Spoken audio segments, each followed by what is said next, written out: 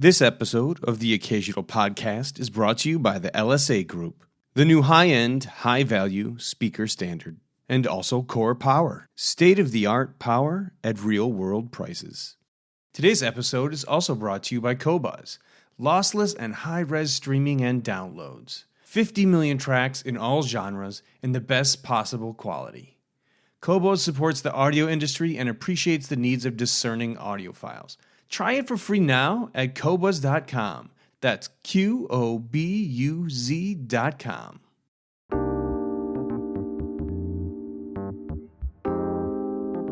Hello, friends, and here we are again, episode 3 of season 4. Today's show, laser focused right on the subject of the Loudness Wars.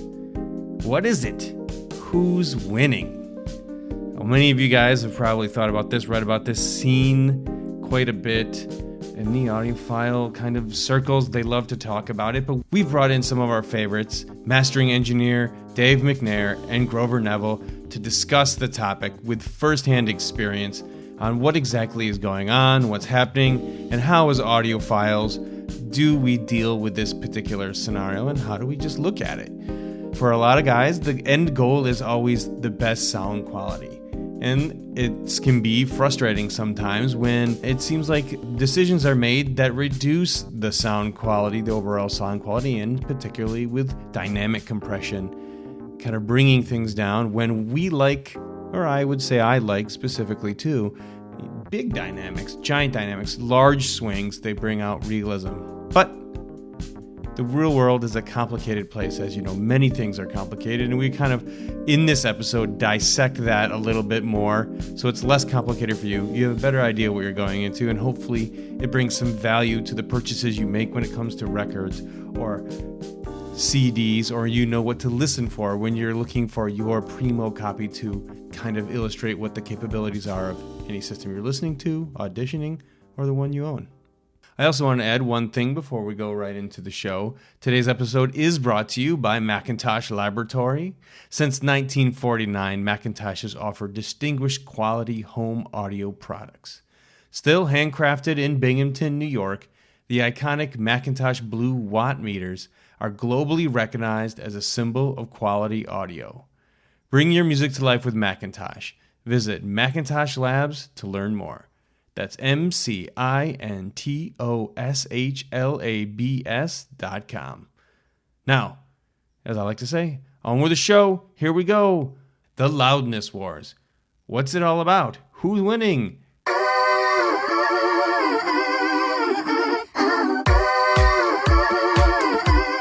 Hey everybody, thanks so much for joining us again. We bring back two of our favorite guests, Dave McNair of McNair Mastering and Grover Neville. We had a really fun podcast that we kicked off a couple weeks back about mastering and what happens when an album is remastered. So we thought we would tackle another well-trodden subject in the audiophile realm, and that is the Loudness Wars. So first, let me just kick off by saying thanks, guys. Yeah. Glad to be here. Yeah, thanks for having us. Thanks for having us Brian. back. Yeah, it's very fun. One of the things that we'll discuss is whether or not this Loudness Wars, the idea of compression of all types, dynamic compression and others, is a contributing factor to sound quality sounding worse, like degrading. Does it have that kind of audiophile quality that you want? Before we get into the thick of things, let's take a step back and kind of see how we got where we are today, and that is a brief history of what is the Loudness Wars and how did we get here. So, from my understanding, basically, louder has always been better, at least in pop music or kind of non-classical, non-jazz kinds of stuff. And there's a couple of reasons for that. One is, in the old days, when you had just records, the hotter you could cut a record, the further you would get away from inherent surface noise of the vinyl. So that's one of the things. Like the louder the record's going to get up to a certain point, the better it's going to sound. The other thing was, in the 50s and 60s, the 7-inch single was the dominant format, and it was actually the only thing that most labels were really interested in making the statement for the sales for the record, and they put all of their energy into making that be as exciting and as loud as possible, because they not only wanted a brand new 7-inch single that got to the radio station program director's desk to be impressively loud, to kind of psychologically predispose them to like the song more because it jumps out of the speakers, but a louder 7-inch would sound better next to a quieter record on a changer, on a vinyl CD jukebox in a bar or a club. So the volume thing has been happening for a very long time. It's obviously, like Dave said, kind of an interesting component of how vinyl works, but it's also got a lot to do with the way that people have transitioned into recording in the digital age, right? So in the digital age, the noise floor that you have to deal with is significantly lower. It's essentially not an issue if you're doing purely, digital recordings. All the noise that you're really ever going to get from digital is going to be from, acoustic stuff that you're putting into microphones. From vinyl, there's been, I think, kind of two sets of people who are sort of like myself, who've only grown up with digital, and it's there's a lot of pitfalls that you can kind of get trapped in with recording into digital and making things too loud and slamming things when you're recording, and that can cause some issues further down the line potentially. And then people who are from the era when analog recording was the standard, who have gone into digital, some of them, like Dave, understand very well how loudness translates into the different formats, and some of them that I've talked to, even some people who are otherwise very experienced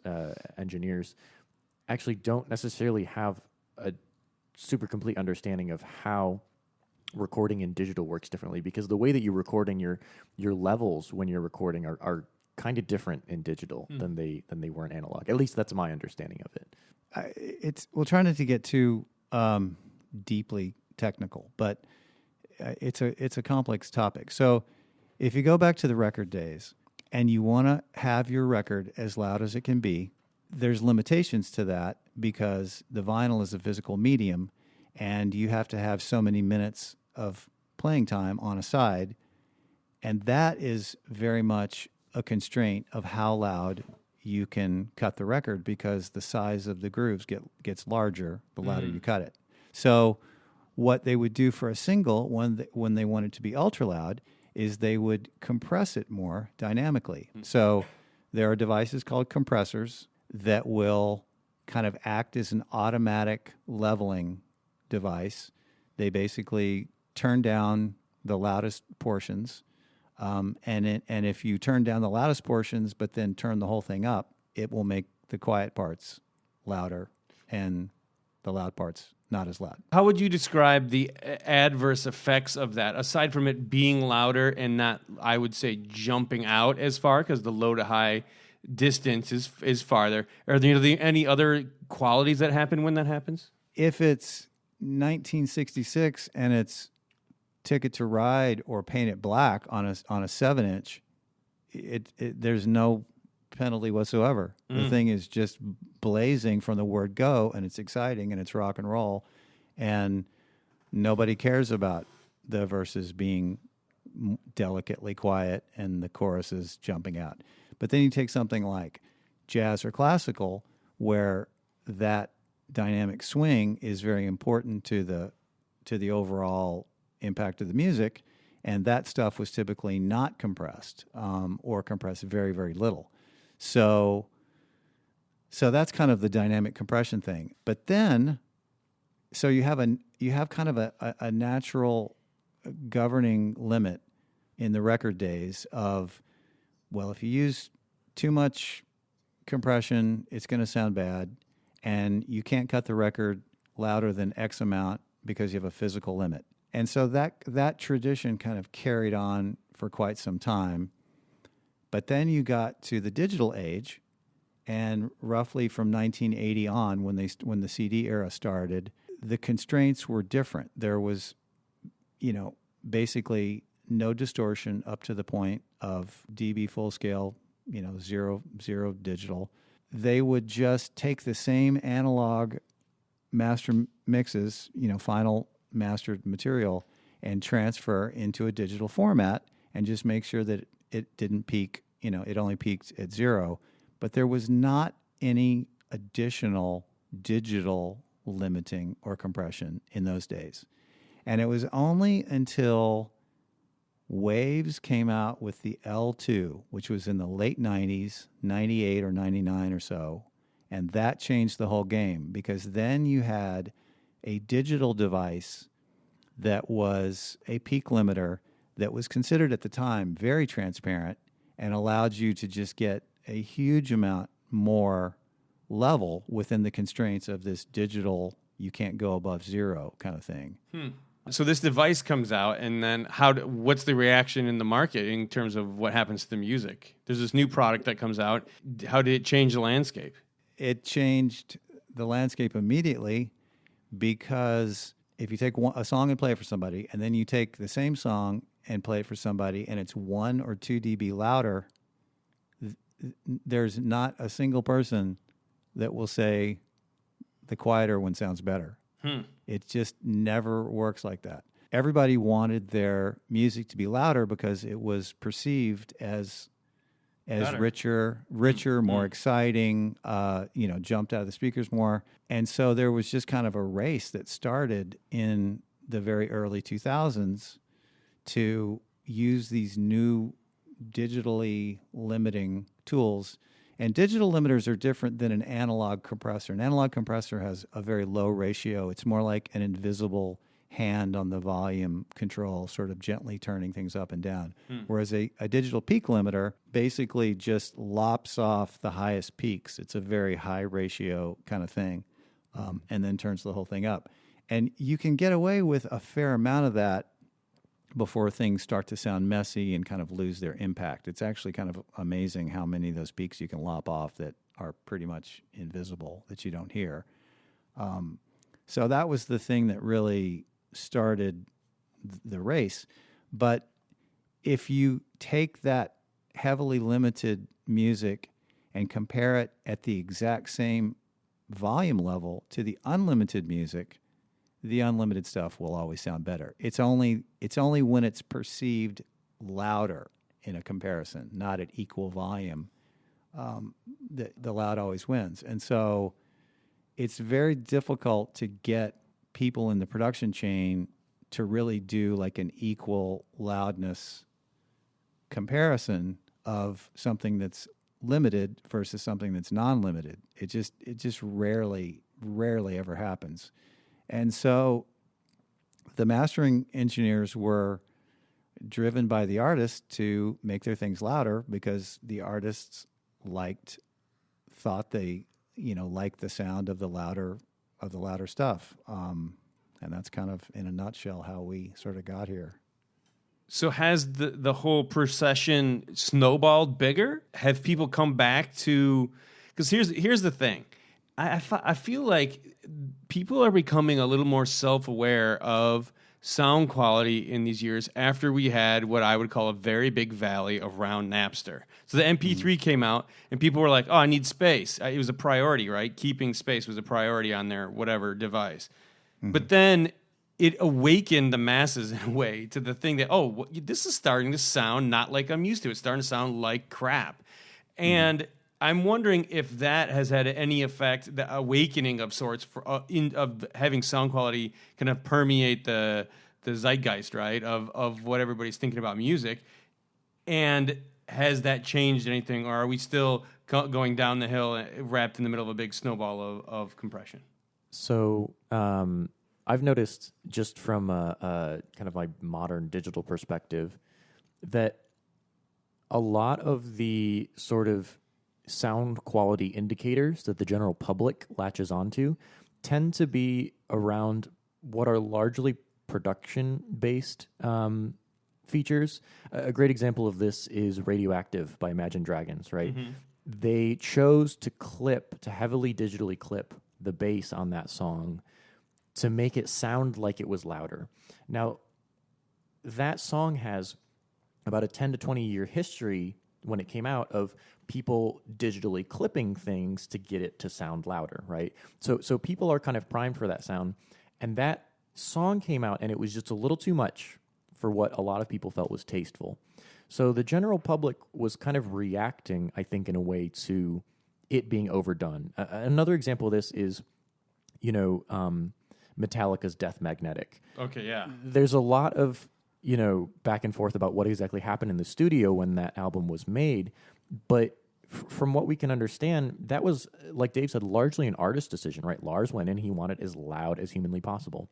And as Dave kind of touched on, digital tools are really good at catching peaks. Analog tools, they let some peak energy through. They're not as hard, they're not as what we call brick-walled, and they're not as capable of catching all those tiny little peaks as efficiently or as at high a ratio as a digital tool is. And so the digital tools can be pushed really, really hard in a way that you would never push the analog tools. You can record, and this is, so from my experience doing production and mixing in the modern, world, it's very easy to record everything into your digital workstation, audio workstation, and have it be as loud as possible. You can have everything just about redlining at full scale. The job of a digital engineer then, in my opinion, is to kind of pull things back, because one thing that analog had that kind of moderated the way that things are mixed was they had summing buses. So everything would go into a console, and the console would do a certain amount of kind of headroom management because it had to sum all of those signals together. With digital tools now, all of our signals can be summed at totally full scale. And so a lot of, especially less experienced producers and engineers, will kind of not pull things back, and they'll just smash everything through as loud as possible. And it's become a production technique. There's a lot of trap and hip hop that uses this same technique of clipping bass really heavily or clipping things to get a particular sort of grungy sound to them. And so I think those are largely what the general public hears. Mastering level things of like making things very loud, done transparently, I found is often, not such a detriment to the sound. I worked in classical music for a while, and you'd actually be surprised, especially with more avant-garde classical or modern jazz records coming out. Some of them are fairly loud. Not as loud as you'll find in a pop mix, but certainly they are taking a fair amount of liberties with amount of compression and the amount of EQ and things like that they're using to get more of what's considered a modern sound. A lot of even acoustic artists want that slightly louder sound, and there's ways to do it, as Dave was saying, very transparently. And if you listen to some of those kinds of records, you can hear it done very well. There's still a fair amount of compression on many of them. What a lot of the general public from around Napster is hearing is result of a producing and engineering generation that never really learned the way that summing worked in analog, and so they don't take that approach to when they mix in digital. It's just, well, everything can be as loud as possible, then let's make it all as loud as possible. There's another element here too that you reminded me of, Grover, when you were kind of giving that overview, and that is that alongside the development of digital recording and the tools to sort of relatively transparently get it loud, or get it loud with a kind of level of distortion that's now become very acceptable to most listeners. Part of the reason why that was not like rebelled at by the listening public is because it's no longer 1976 and everyone in the college dorm has a pretty badass stereo. Mm-hmm. And mom and dad have a kick and rig at home, with JBLs or Advents or whatever. It's a iPhone, laptop, earbud world for the vast majority of listeners, and they would consider their hi-fi to be the car stereo. And so when you're listening on a system that has limited capacity to reproduce that kind of dynamic range that we'll sort of give lip service to and say that we really want and we really love, plus you're listening in an environment with a higher background noise, okay? Right.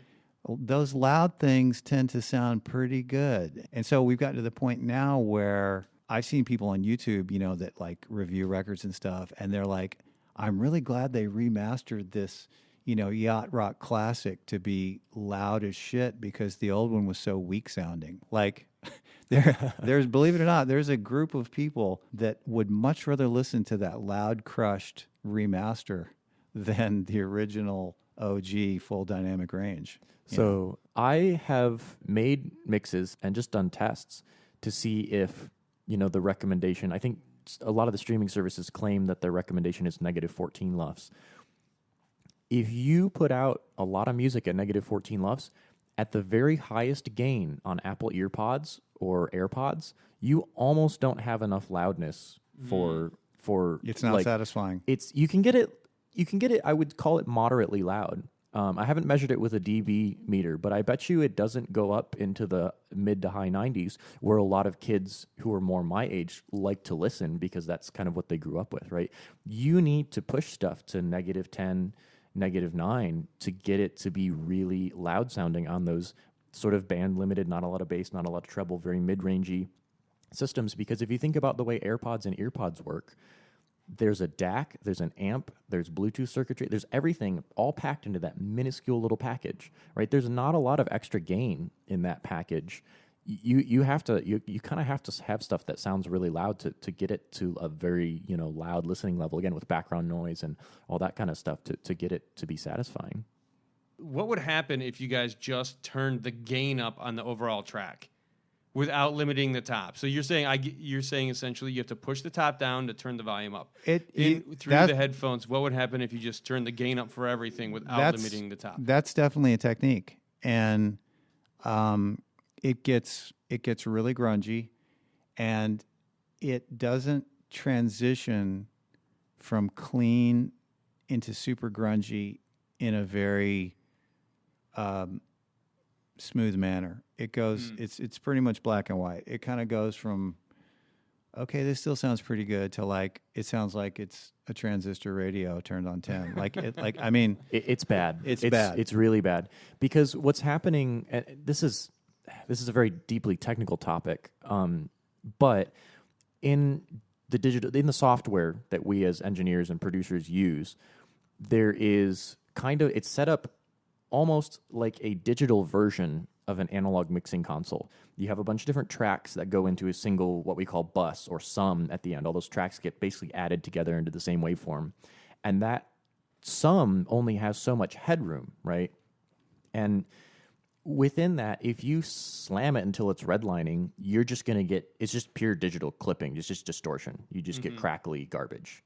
So technically what you're doing is you're adding square waves, which are the electronic sum of all frequencies. That's like sonic black, the sum of all colors. Yep. Square waves, a square wave oscillator in a synth is pretty cool sounding, but square waves in general are sort of the most egregious, non-musical, and non-harmonically related.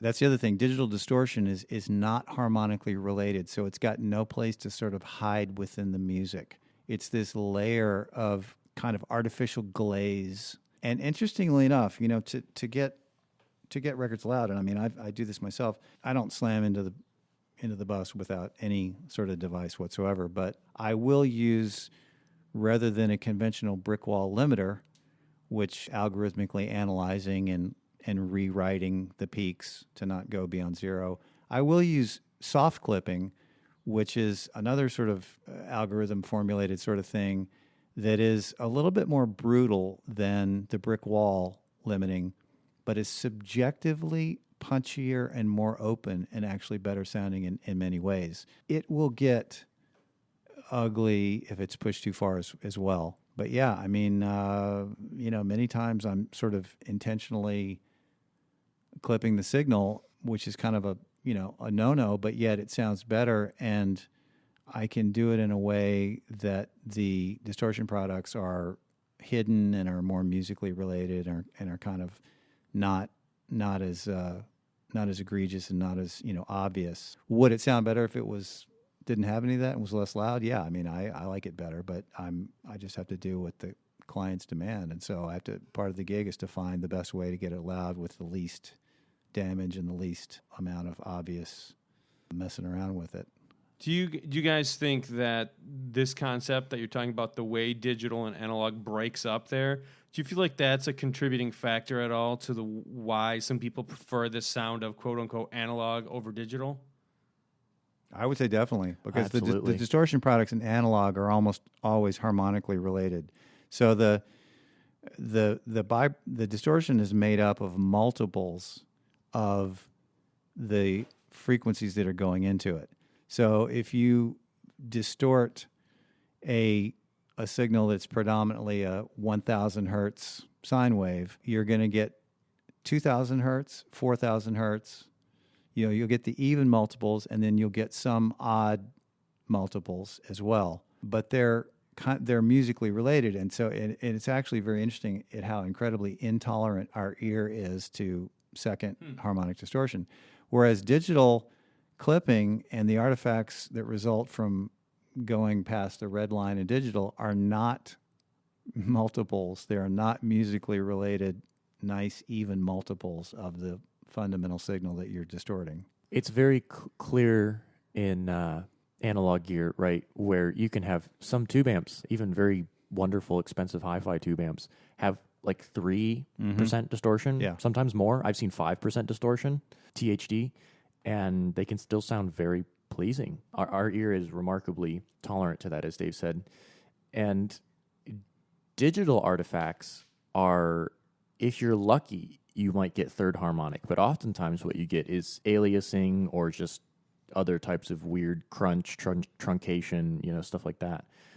And digital, that kind of funky digital crunch is actually something that a lot of people in my generation that I know don't mind. That's the thing. It's become not only accepted, it's considered kind of part of the sound they want. Yep, exactly. It's actually become a desirable sound. So, I mean, one of the more famous examples of this is Ariana Grande, right? Her production team will take her voice, and she can sing very on pitch. She's a very capable singer. She has a good ear. They'll take her voice, they'll pitch it down in Melodyne, they'll apply dither and all sorts of weird clipping, and they'll apply all this stuff to get it to, alias and be kind of grimy and digital sounding. And then they'll take it back into Melodyne or a pitch shifter program and pitch it back up to get all those funny little artifacts and to get all that digital redline crunch and to get that sound, because it sounds like this digital glossiness that they want. A lot of early dubstep records did this a lot too. They were using super low quality plugins and software that had very bad digital, aliasing and distorting and clipping, and a lot of that weird, crunchy synthesizer lead sound in early dubstep has a lot of that kind of sound, and it became very popular. Do you guys feel that, given what you just said, that it's possible that the reason everyone likes analog or this very even breakup that you guys are talking about is just solely because that's what they were raised on, and that reference when it shifts, maybe there isn't an ultimate truth here. It's really that kind of thing we always talk about, where it's your ears and your perspective that matter, where the odd order harmonic or uneven or weird breakup, like you're saying, is based on if you're raised in that, it makes you feel good because that's when you felt good when you were a child or whatever psychological reason. or do you think there is an ultimate truth that human beings just feel like tube sound is better, and the guys who are, these digital crunchy kind of lovers are just trying to be retro or cool or different? I've never found anybody who's heard really nice sounding second harmonic-y sort of tube gear was like, that's awful, I hate that. I've never heard anyone who said I hate that. I've met people who said I prefer other things. Personally, I love the sound of digital black, total silence and absence of pops, clicks, hiss, background noise. I love that super clean sound, but I grew up with that, right? At the same time, I do totally appreciate analog, and for me, it just depends on the gear and the music and the production style that I'm listening to. Sometimes noisy records or noisy, it's appropriate, right? If you're listening to ambient music and there's all sorts of weird white noise generators going in the background, that might be appropriate. So I think it's almost an ethno-musicological topic over what the preference is. There's also some amount of universal agreement between both people with trained ears and untrained ears that there are some digital distortions that just don't sound good on most most program material. Again, if you're doing dubstep where the point is kind of to do that, maybe, but a lot of the time digital clipping into the mix bus it's just doesn't sound good. Yeah. And now you're not referring to that giant sound that dubstep is known for, where it's like, woo, is that part of that? No. So breakup? what I'm referring to is in dubstep, when you hear the lead synthesizers, so the high parts and the mid range parts that are really really loud that come in after the drops, those have a weird tinkly crunchiness to their upper harmonics and to the edge of their sound. Like the transients have a funky crunch to them. That's that sound that I'm talking about. Well, so does the Red Hot Chili Peppers. I mean, it's not. Oh yeah, absolutely. You know, it's not. It's pretty much anything done since 2003, except for stuff that's specifically been audiophile oriented. But Brian, back to your earlier thing. I don't think there's an ultimate truth. I'm not actually one of those people that thinks that the human ear brain interface is kind of designed to just hear analog sounds. I'm not in that camp. But I will say that since I go back and forth constantly from analog to digital, I can really get into digital and pure digital, and I can sort of appreciate it if that's all I'm listening to for a certain period of time. But once I put on a pure analog record, I'm like, oh well, this is it.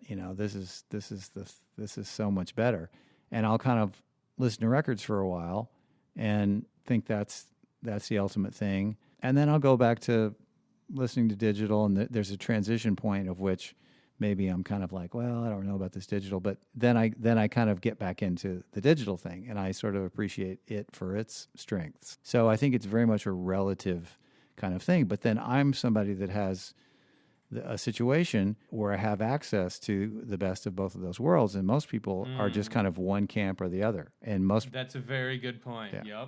Yep. And so they kind of draw their conclusions from, I just have an old turntable and my old records, and this is what I listen to, and I love it. It's my thing, and I don't care about streaming, Spotify, whatever. It sounds like crap. And then there's the people that have super high-end digital rigs and like, well, I would never listen to the colorations and the clicks and pops and the noise of analog because I want the perfection of digital. And then there's a few audiophiles that kind of have both sides of the street, and they kind of go back and forth and appreciate both for different things. Just one other interesting side point is one of the reasons why I like to listen to records a lot is not purely from the analog sound of the records, but because I like to source as many records as I can that were actually cut.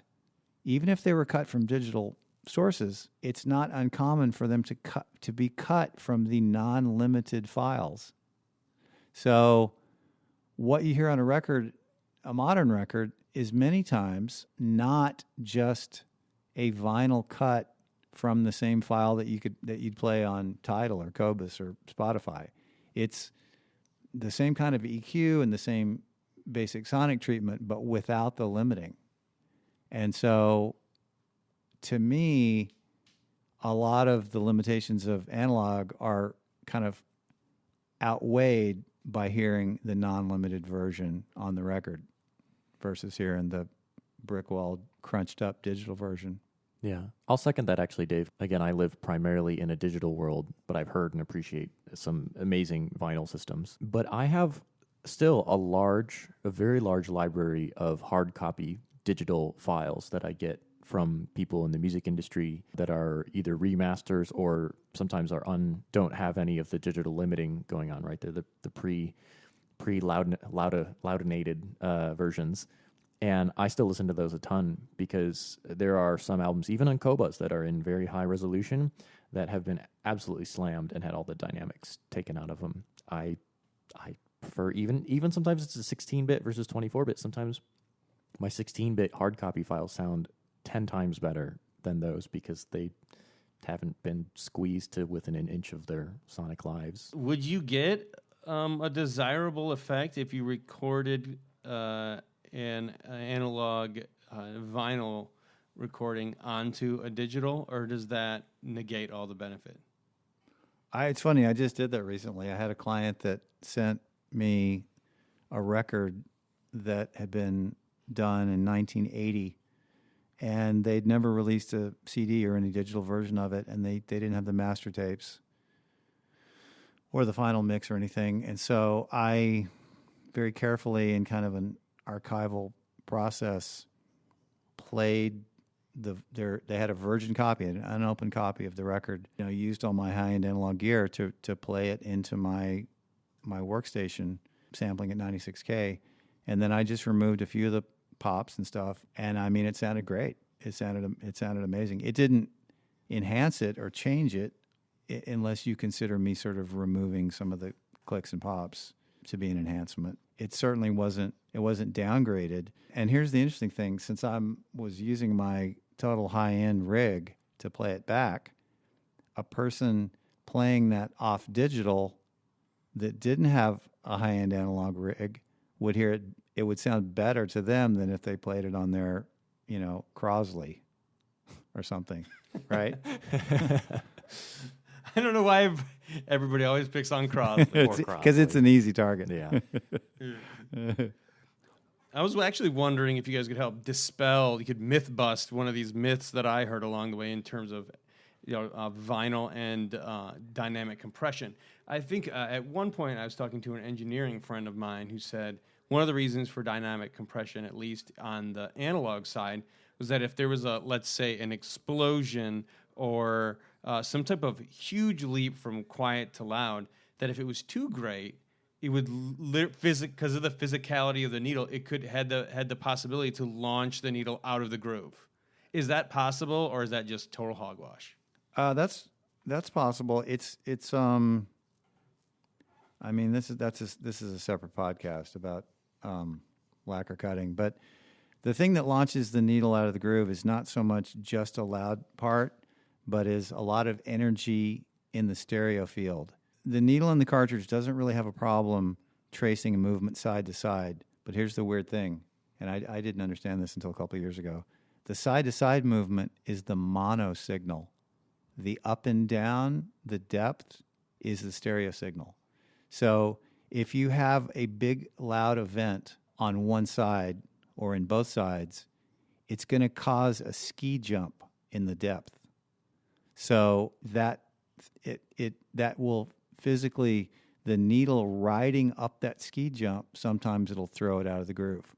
So it's not just a loud thing, but it's the amount of, it's how wide that loud thing is how that works. So it's not debunked. That's great. I'm actually very excited about that, because I thought it was a little bit fishy, but I thought maybe it was possible. But the fact that he was a little bit off on his explanation, but the fact that it could happen. If you had a huge sounding drum or a cannon shot or something that was on one side, and you were trying to cut a record, you would definitely want to dynamically reduce that peak just so that you didn't have an extreme angle to that ski jump. This whole idea is often coined the Loudness Wars.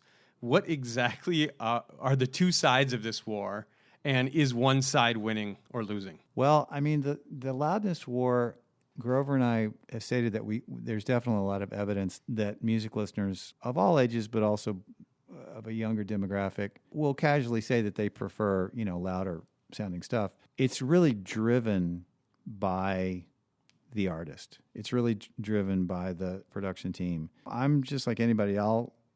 If I have to make it too loud, I'll cry about it and make it too loud, because that's what they're paying me to do. You have to understand just sort of psychology and human nature. It's, if you have made your artistic statement and maybe on your own project, you did it and you didn't have an experienced mastering engineer, and you didn't know how to really make it loud, or you didn't know how to make it loud skillfully, or any number of things. Your tune came on at a party on the playlist, and it was a cool tune, but it was like 3 dB louder than everything else that was played. You'd kind of walk out with your tail between your legs and go, okay, nobody took notice of my tune because it was so much quiet. Mm-hmm. So like, nobody gives a fuck about how dynamic the thing is in 95% of the situations. Like, you have to understand where it's being exposed and played and listened to and sort of culturally taken in.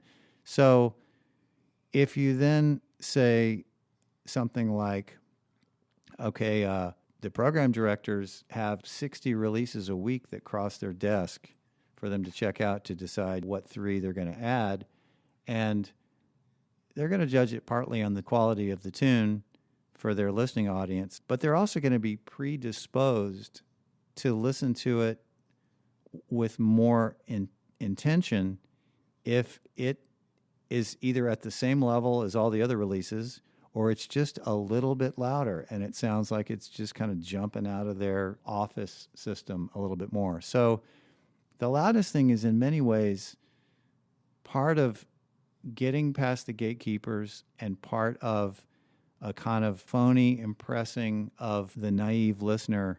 And unfortunately, it's just become so baked into the landscape that it takes an artist who's really not afraid to kind of let things hang out, like a Daft Punk, or there's a couple of other people that have come along and have sort of been very proud to proclaim about how they decided not to make it as loud as their last record because they were more interested in sound quality and all that kind of stuff. And I don't know what the reaction to that's been. Unfortunately, I think probably only audiophiles have kind of given them brownie points. I don't think anybody else really cared. That's just kind of the landscape that has sort of formed the Loudness Wars.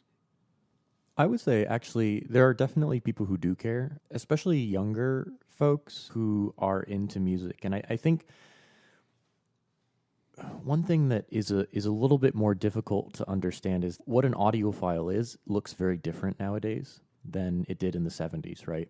A lot of my friends who I would consider people who are very into music are sort of shocked when I invite them over and we sit down and actually just, we don't do anything. We don't play on our phones. We don't play video games. We don't watch a movie. We're just listening. And they're like, I've never actually done this before. This is like a totally cool, connoisseur-y, sensory experience. Not all of them are into it, but a lot of them can appreciate that there's an active sort of sensory element going on. They're not maybe necessarily so into the gear or so into the element of like, I'm hearing these weird little sounds. They can hear that, but they're more interested in the fact that there's a depth of engagement going on with the music and the artist, right? The comment I get the most often is, I love like how respectful this is to the artist and how much emotional engagement I have with this, right? And they're almost not, they're like, some of them will ask me about the gear, but they're almost, a lot of them almost are not too worried about the gear. They're like, I might like this at home. Tell me what I have to buy. I don't even have to worry about it.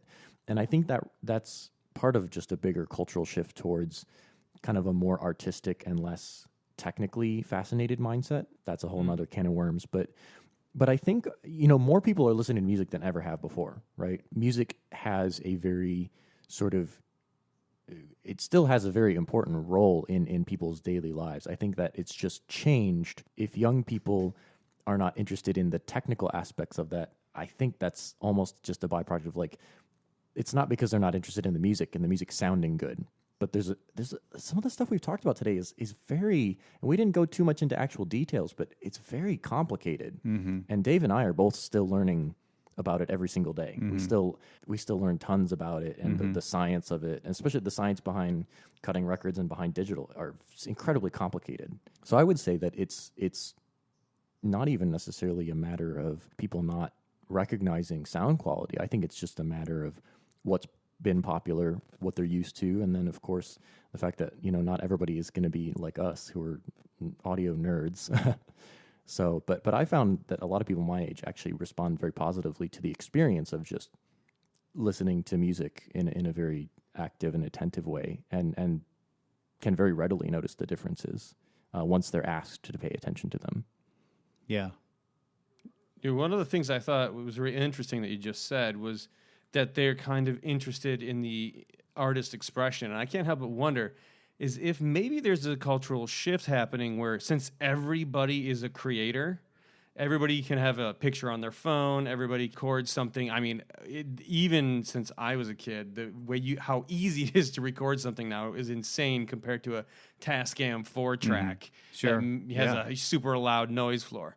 But I'm wondering if maybe it's because of this ubiquitousness of everybody being a creator, that they just have a better shared appreciation for the idea of creating. And it's not like I'm into the gear, but I'm into the artist's perspective. Mm-hmm. Yeah. Well, I don't know, Dave, can you maybe speak to how things were in the 70s? Because my impression is that, if you had to put a record on and there was the new record and it was like, you listen to it and there was... Yeah, I mean, when I was growing up, I mean, I don't think any things on that end are any worse or better now. I mean, they're just different. Mm-hmm. But from my perspective, one of the things I sort of miss a little bit is because information was not readily available. You couldn't learn how to play guitar on YouTube. You couldn't, record on your laptop. All those kinds of things. The amount of energy and time and kind of work required to get to the point of recording something and your band playing live on stage and sounding pretty good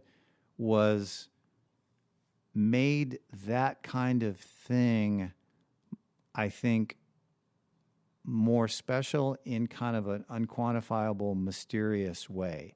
And also the dissemination of information. You couldn't ever read a friggin' interview with Led Zeppelin. In other words, the more underground and inaccessible the artists were, the more the mystique contributed to people's kind of adjuration of certain bands and certain things. Were they into black magic? I mean, yeah. but the point being is it seemed like, if you were in some big successful band and recorded cool records and you were kind of adored and respected, I think, on a very different level than, when I take my daughter to see 21 Pilots, she thinks they're cool, but she can sort of find out anything about them and get to know them online. And there's no real mystique for her and 21 Pilots. It's just a very enjoyable show and she likes the music. And I'm not saying that's right or wrong, but that's kind of one of the things that's changed. The accessibility of recording and everybody being able to be a creator and stuff has kind of demystified the process to the extent that it's just no longer as much a driver of the culture as it was in 1974 or something. Yeah, I did just read an article that on the subject that the mystique of the rock star or the artist is gone. I mean, I can't help but think if you want to be big in these days, an artist, you got to have an Instagram account and they're posting like every day or every couple of days and there's zero secrets, there's zero mysticism. Like, you never knew what these people were really like. You only had that translation through their music. So the characters they created were your perception of them. And now with like another bikini pic on Instagram to help shovel your single out, there is a certain level of... I know. It just seems like more plastic. Does that make sense? Like the whole thing is shiny and plastic, but not... And it's a little bit of a shame because for someone like me, it's tend to caused me to lump all of that pop music in the same thing where I never give it the time of day. I rarely listen to it. And I know in my heart there's a ton of really good popular stuff done by talented people that may actually even have something to say. But the whole milieu has turned me off so much because it's generally so vapid and so accessible and has no mystery that I don't know. I don't want to know anything about it, It's also become a bit more of a private thing, right? So even though the creators' lives are very much on display, our experience of it on headphones for a lot of people is this very private thing. You do it when you're walking around and you're on public transit or something like that, or in the privacy of your own home, and you have this individual emotional experience. It's not as shared as it used to be. And I think that's kind of interesting because there are artists who I think are very aware of this. You don't have sort of mass market appeal alter egos like you used to have, like Ziggy Stardust and Prince and, that kind of stuff. We're seeing a lot more people who are like FKA Twigs, or Janelle Monáe is a great example of this, right? With this whole super, like if you want to do a persona like that, it has to be super tightly controlled, and it's very much meant to be spoken to like an individual, right? Like Billie Eilish, right? She whispers right in the microphone as if she's speaking straight to you. It's like very pointed and direct, and it is very much headphone music, and it's meant to have a personal, it's like secret. It's like, this is secret between you and I. Of course, the you and I is them and all 8 million of their fans, but that's an intimacy that I think was hard to bring in before. Yeah. That is another element of this, Mm-hmm. whether good or bad. It's just that's an element that I don't think we had as much before. Mm-hmm. But it does make it hard. Like Dave said, like a lot of that stuff, it's not mainstream, right? Even Janelle Monáe, it's like she's performed at the Grammys and stuff like that before, but she's not like Beyonce levels of mainstream. I think in a certain sense, the underground stuff has gotten almost cooler, and the mainstream stuff has sort of maybe been a little bit over polished. Dave and I talk about this all the time, so it's we're still developing I'm still developing an understanding of it at least. Yeah, we could sort of riff on this forever, but one of the main things that I have a problem with in a lot of current pop music, well, 99.99% of it, is that no one's playing anything. There's no real instruments. And so when your ear is very used to the minute imperfections and the harmonic content in any kind of food situation, it's like there's not a lot of choice now in pop music to be able to consume anything other than a McDonald's burger. And in pop music of days gone by, there was plenty of the McDonald's burgers, but there was also really popular music that equally could be a gourmet meal. You could choose to listen to the guilty pleasure stuff that was a little vapid, or you could still be a fan of top 40 music and hear stuff that was really highly arranged and musically complex and sonically very interesting. And it's been so kind of reduced to a lowest common denominator. And I don't want to sound like a get off my lawn guy, but there's just so little in current top 40 music, because I just listened to it a bunch recently on a long drive on the radio, and there's nothing there of interest. And I'm not even talking about the lyrics. It's just sonically, nothing. Just got off. But you know what? If you make it ultra loud and crunchy, it kind of almost sounds like there's something going on. Oh man.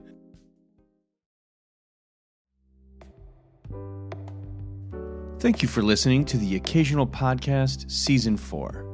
The Occasional Podcast is a production of the Part-Time Audiophile Network, which includes parttimeaudiophile.com, The Occasional Magazine, the PTA newsletter, and audiohead.com. You can stay in touch with us on Twitter, Facebook, Instagram, and YouTube. The Occasional Podcast is produced and hosted by Brian Hunter, executive produced by Scott Hall at PTA Productions. If you haven't already, please subscribe to The Occasional Podcast on iTunes, Google, Spotify, or wherever your favorite podcasts are downloaded.